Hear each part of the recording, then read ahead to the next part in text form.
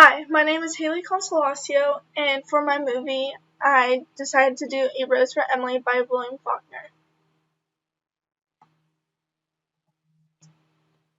When Miss Emily Grierson died, our whole town went to the funeral. The men through a sort of respectful affection for a fallen monument, the women mostly out of curiosity to see the inside of her house, which no one save an old manservant, a combined gardener and cook, has seen in the last 10 years.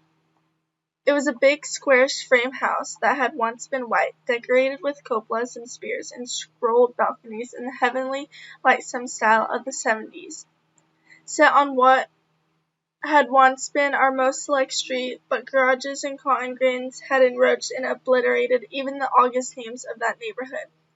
Only Miss Emily's house was left, lifting its stubborn and concave decay above the cotton wagons and the gasoline pumps. An eyesore among eyesores. And now, Miss Emily had gone to join the representatives of those august names where they lay in the cedar-bemused cemetery among the rank and anonymous graves of Union and Confederate soldiers who fought the Battle of Jefferson. Alive, Miss Emily had been a tradition, a duty, and a care, a sort of hereditary obligation upon the town, dating from that day in 1894. When Colonel Sartorius, the mayor, who he fathered the edict that no Negro woman should appear on the streets without an apron, remitted her taxes, the dispensation dating from the death of her father unto perpetuity.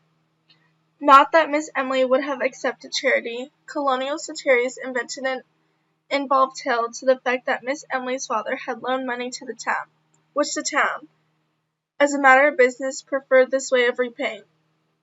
Only a man of Colonel Sartorius' generation and thought could have invented it, and only a woman could have believed it. When the next generation, with its more modern ideas, became mayors and aldermen, this arrangement created some little dissatisfaction. On the first of the year they mailed her a tax notice. February came, and there was no reply. They wrote her a formal letter asking her to call at the sheriff's office at her convenience.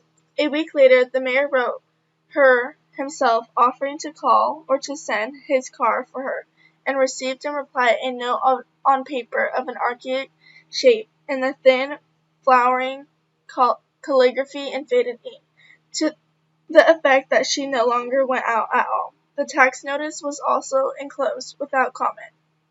They called a special meeting of the Board of Aldermen. A deputation waited upon her, knocking at the door, through which no visitor had passed since she ceased giving china painting lessons 8 or 10 years earlier. They were admitted by the old Negro into a dim hall from which a stairway mounted into still more shadow. It smelled of dust and disuse, a close, dank smell. The Negro led them into the parlor. It was furnished in heavy leather-covered furniture. When the Negro opened the blinds of one window, a faint dust rose sluggishly about their thighs, spinning with slow motes in the single sun-ray. On a tarnished gilt easel before the fireplace stood a crayon portrait of Miss Emily's father. They rose when she entered, a small, fat woman in black, with a thin gold chain descending to her waist and vanishing into her belt, leaning on an ebony cane with a tarnished gold head. Her skeleton was small and spare. Perhaps that was why what would have been merely plumpness, and another was obesity in her. She looked bloated, like a body long submerged in motionless water, and of that pallid hue. Her eyes, lost in the fatty ridges of her face, looked like two small pieces of coal pressed into a lump of dough as they moved from one face to another while the visitors stated their errand. She did not ask them to sit. She just stood in the door and listened quietly until the spokesman came to a stumbling halt. Then they could hear the invisible watch ticking at the end of the gold chain. Her voice was dry and cold. "I have no taxes in Jefferson," Colonel Sartorius explained it to me. "Perhaps one of you can gain access to the city records and satisfy yourselves." "But we have. We are the city authorities, Miss Emily. Didn't you get a notice from the sheriff signed by him? I received a paper. Yes, Miss Emily said. Perhaps he considers himself the sheriff. I have no taxes in Jefferson. But there is nothing on the books to show that. You see, we must go by the See, Colonial Satorius, I have no taxes in Jefferson. But Miss Emily, see, Colonial Satorius, I have no taxes in Jefferson. Toby, the Negro appeared. Show these gentlemen out. So she vanquished them, horse and foot, just as she had vanquished their fathers 30 years before about the smell. That was 2 years after her father's death, and a short time after her sweetheart, the one we believed would marry her, had deserted her. After her father's death, she went out very little. After her sweetheart went away, people hardly saw her at all. A few of the ladies had the temerity to call, but were not received, and the only sign of life about the place was the Negro man, a young man, then, going in and out of the market basket.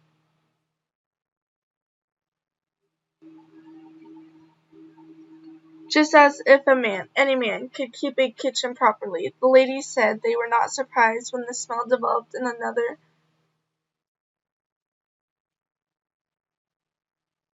another link between the gross, teeming world and the high and mighty Gersons. A neighbor, a woman, complained to the mayor, Judge Stevens, 80 years old. But what will you have me to do about it, madam? He said. Why send her word to stop it, the woman said. Isn't there a law? I'm sure that won't be necessary, Judge Stevens says. It's probably just a snake or a rat of hers killed in the yard. I'll speak to him about it. The next day he received 2 more complaints, one from a man who came in different deprecation. We really must do something about it, Judge. I'd be the last one in the world to bother Miss Emily, but we've got to do something. That night the Board of Aldermen met, 3 gray-bearded and 1 younger man, a member of the rising generation. It's simple enough, he said. Send her word to have her place cleaned up. Give her a certain time to do it in. And if she don't, damn it, sir, Judge Stevens said, will you accuse a lady to her face of smelling bad? So the next night, after midnight, 4 men crossed Miss Emily's lawn and slunk about the house like burglars, sniffing along the base of the brickwork and at the cellar openings, while one of them performed a regular sewing motion with his hand out of a sack slung from his shoulder. They broke open the cellar door and sprinkled lime in there, and in all the outer buildings. As they recrossed the lawn, a window that had been dark was lighted, and Miss Emily sat in it, the light behind her, and her upright torso motionless as that of an idol. They crept quietly across the lawn and into the shadow of the locusts that lined the street. After a week or 2 the smell went away. That was when people had begun to feel really sorry for her. People in our town, remembering how old Lady Wyatt, her great-aunt, had gone completely crazy at last, believed that the Gersons held themselves a little too high for what they really were. None of the young men were quite good enough for Miss Emily and such. We had long thought of them as a tableau. Miss Emily, a slender figure in white in the background, her father a spraddled silhouette in the foreground, his back to her and clutching a horsewhip, the 2 of them framed by the flung front door. So when she got to be 30 and was still single, we were not pleased, exactly, but vindicated. Even with insanity in the family, she wouldn't have turned down all of her chances if they had really materialized. When her father died, it got about that the house was all that was left to her, and in a way people were glad. At last they could pity Miss Emily being left alone, and a pauper. She had become humanized. Now she, too, would know the old thrill and the old despair of a penny more or less. The day after his death, all the ladies prepared to call at the house and offer condolence and aid, as in our custom. Miss Emily met them at the door, dressed as usual, and with no trace of grief on her face. She told them that her father was not dead. She did that for the 3 days, with the ministers calling on her, and the doctors trying to persuade her to let them dispose of the body. Just as they were about to resort to law and force, she broke down, and they buried her father quickly. We did not say that she was crazy then. We believed she had to do that.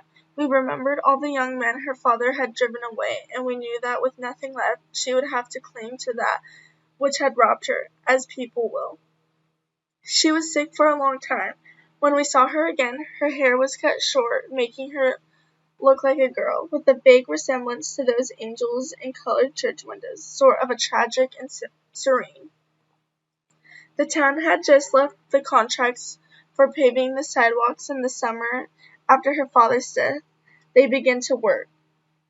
The construction company came with African Americans and mules and machinery, and a foreman named Homer Barron, a Yankee, a big, dark, ruddy man with a big voice and eyes laughter than his face. The little boys would fall in groups to hear him cuss out to the African Americans and listen to them sing in time to the rise and fall of pigs. Pretty soon he knew everyone in town. Whenever you heard a lot of laughing anywhere about the square, Homer Barron would be in the center of the group. Presently we began to see him and Miss Emily on Sunday afternoons driving in the yellow-wheeled buggy and the matched team of bays from the livery stable. At first we were glad that Miss Emily would have an interest, because the ladies all said of course a Grayson would not think seriously of a Northerner, a day laborer.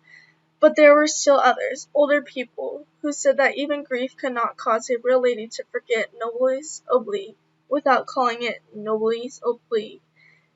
They just said that poor Emily, her kinsfolk should come to her. She had some kin in Alabama, but years ago her father had fallen out with them over the estate of old Lady Wyatt, the crazy woman, and there was no communication between the two families.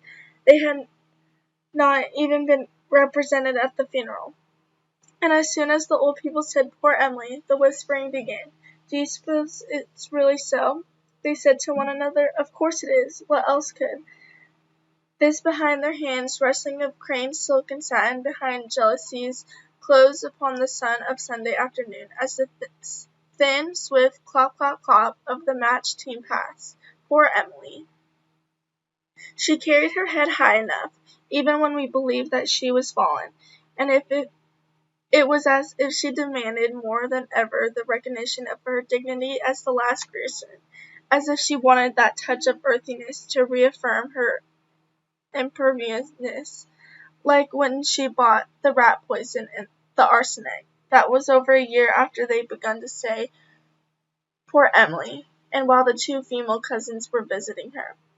I want some poison, she said to the druggist. She was over 30 then, still a slight woman, though thinner than usual, with cold, haughty black eyes, and a face the flesh of which was strained across the temples and about the eye sockets, as you imagine a lighthouse keeper's face out to look.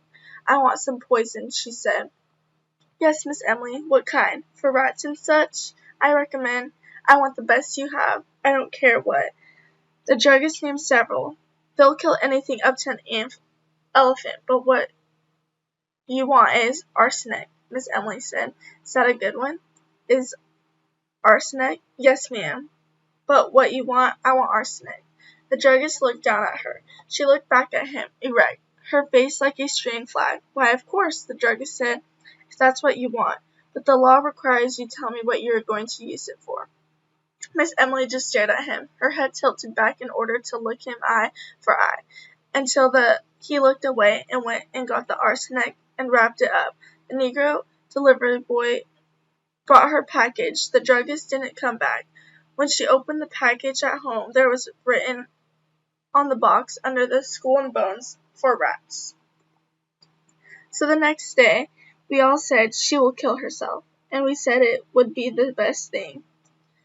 When she had first begun to be seen with Homer Barron, we had said she will marry him.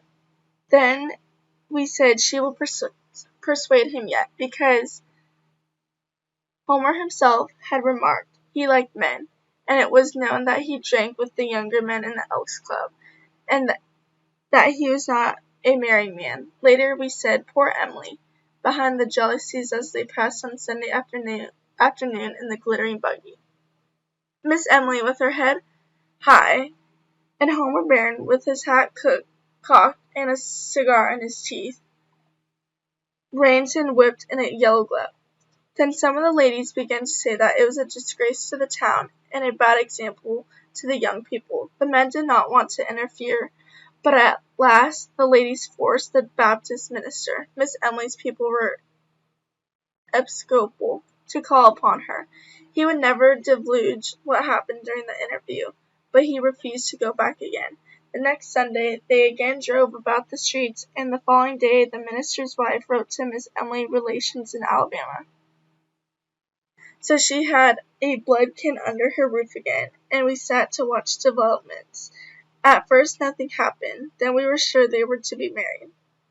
We learned that Miss Emily had been to the jeweler's and ordered a man's toilet set in silver, with the letters HB on each piece. 2 days later, we learned that she had bought a complete outfit of men's clothing, including a nightshirt, and we said, "They are married." We were really glad. We were really glad because the two female cousins were even more gruesome than Miss Emily had ever been. So we were not surprised when Homer Barron, the streets had been finished some time since, was gone. We were a little disappointed that there was not a public blowing off, but we believed that he had gone on to prepare for Miss Emily's coming, or to give her a chance to get rid of the cousins. Sure enough, another week they departed, and as we expected all along, within 3 days Homer Barron was back in town. A neighbor saw that the Negro man admit him at the kitchen door at dusk one evening. And that was the last we saw of Homer Barron, and of Miss Emily for some time.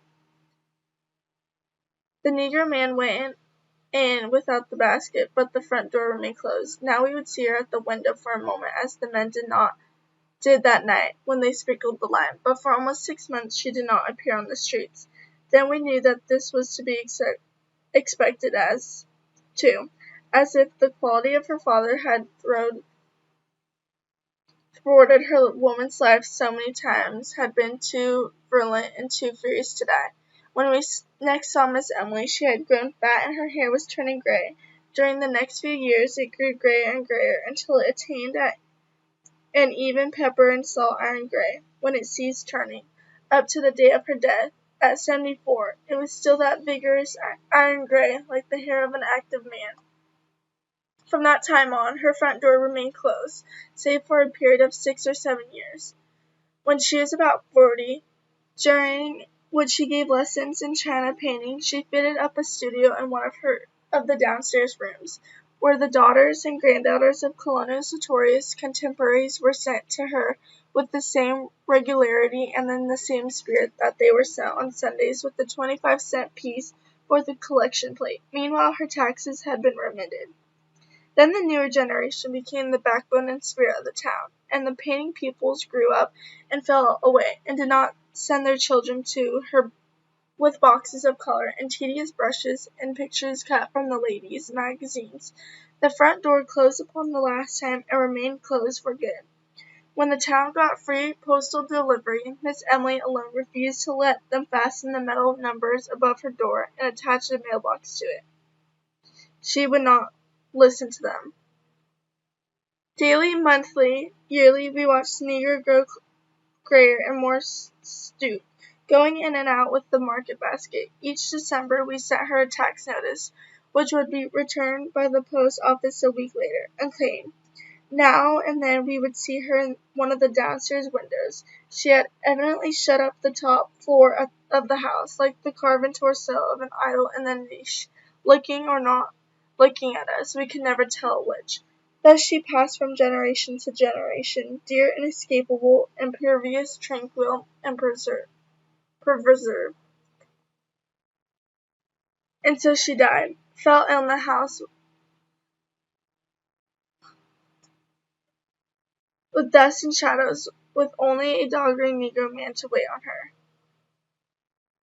We did not know she was sick. We had long given up since trying to get any information from the Negro. He talked to no one, probably not even to her, for his voice had grown harsh and rusty as if from disguise. She died in one of the downstairs rooms, in a heavy walnut bed with a curtain, her gray head propped on a pale yellow, and moldy with age and lack of sunlight. The Negro man met the first of the ladies at the front door and let them in, with their husbands, sibilant voices and their quick, curious glances, and then he disappeared. He walked right through the house and out of the back and was not seen again. The two female cousins came at once. They held the funeral on the second day, with the town coming to look at Miss Emily beneath a mass of flowers, with the crayon face of her father mustering profoundly above the bier, and the ladies Silbrant and Macabre, and the very old men, some in their brushed Confederate uniforms, on the porch and the lawn, talking of Miss Emily as if they had been a contemporary of theirs, believing that they had danced with her and courted her perhaps, confusing time with its mathematical progression, as the old do, to whom all of the past is not a diminishing road, but instead a huge meadow which no winter ever quite touches, divided from them now by the narrow bottleneck of the most recent decade of years. Already we knew that there was one room in the region above stairs which no one had seen in 40 years, and which would have to be forced. They waited until Miss Emily was decently in the ground before they opened it. The violence of breaking dawn. The door seemed to fill this room with prevailing dust. A thin, acrid pall, as of the tomb, seemed to lie everywhere upon this room, decked and furnished as for a bridal, upon the valance curtains of faded rose-colour, upon the rose-shaded lights, upon the dressing-table, upon the delicate array of crystal and the man's toilet things, backed with tarnished silver so tarnished that the monogram was obscured. Among them lay a collar and a tie, as if they had just been removed, which left upon the surface a pale crescent in the dust. Upon a chair hung the suit, carefully folded, beneath it the two mute shoes and the discarded socks. The man himself lay in bed. For a long while we just stood there, looking at the profound and flushed grin. The body had apparently once laid in the attitude of an embrace, but now the long sleep that outlasts love, that conquers even the grimace of love, had cocooned him. What was left of him, rotten beneath what was left of the night shirt, had become inextricable from the bed in which he lay, and upon him, and upon the pillow beside him, lay that even coating of the patient and biting dust. Then we noticed that in the second pillow was the indentation of a head. One of us lifted something from it, and leaning forward, that faint and invisible dust dry and acrid in the nostrils, we saw a long strand of iron-grey hair.